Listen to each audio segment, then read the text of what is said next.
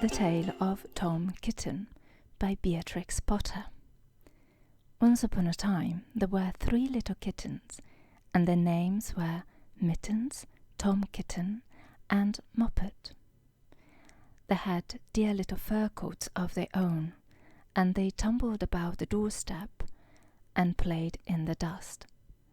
But one day their mother, Mrs. Tabitha Twitchit, expected friends to tea.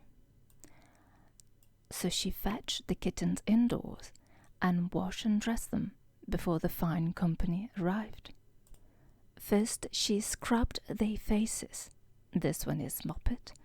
Then she brushed their fur. This one is Mittens.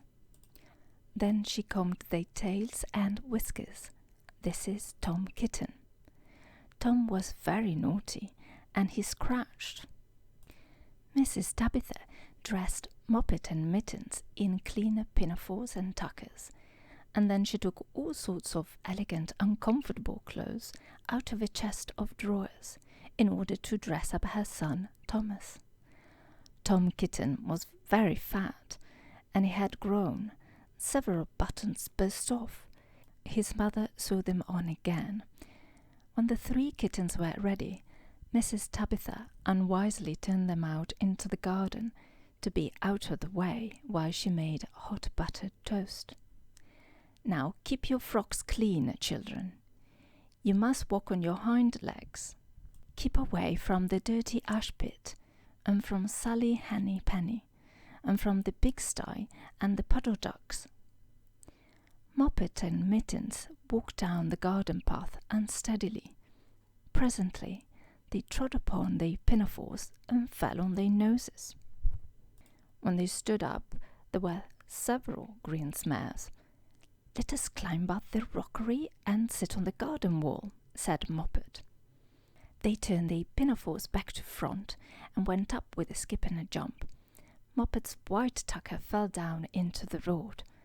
Tom Kitten was quite unable to jump when walking upon his hind legs in trousers. He came up the rockery by degrees, breaking the ferns and shedding buttons right and left. It was all in pieces when he reached the top of the wall. Moppet and Mittens tried to pull him together. His hat fell off, and the rest of his buttons burst. While they were in difficulties, there was a pit-pat, paddle-pat, and the 3 puddle ducks came along the hard high road, marching one behind the other, and doing the goose-step. Pit-pat, paddle-pat, pit-pat, waddle-pat. They stopped and stood in a row and stared up at the kittens. They had very small eyes and looked surprised. Then the 2 duck birds, Rebecca and Jemima Puddle Duck, picked up the hat and tucker and put them on. Mittens laughed so that she fell off the wall. Moppet and Tom descended after her. The pinafores and all the rest of Tom's clothes came off on the way down. "Come, Mr. Drake Puddle Duck," said Moppet. "Come and help us to dress him. Come and button up Tom." Mr. Drake Puddle Duck advanced in a slow, sideways manner and picked up the various articles, but he put them on himself. They fitted him even worse than Tom Kitten. "It's a very fine morning," said Mr. Drake Puddle Duck, and he and Jemima and Rebecca Puddle Duck set off up the road, keeping step. Pit-pat, paddle-pat, pit-pat, waddle-pat. Then Tabitha Twitchit came down the garden and found her kittens on the wall with no clothes on. She pulled them off the wall, smacked them, and took them back to the house.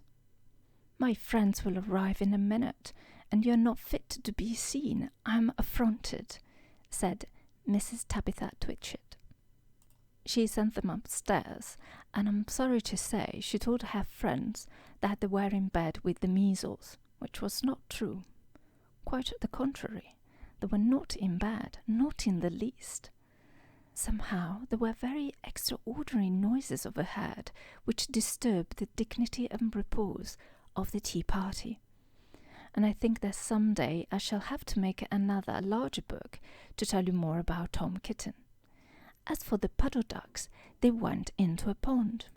The clothes all came off directly, because there were no buttons, and Mr. Drake Puddle Duck and Jemima and Rebecca had been looking for them ever since.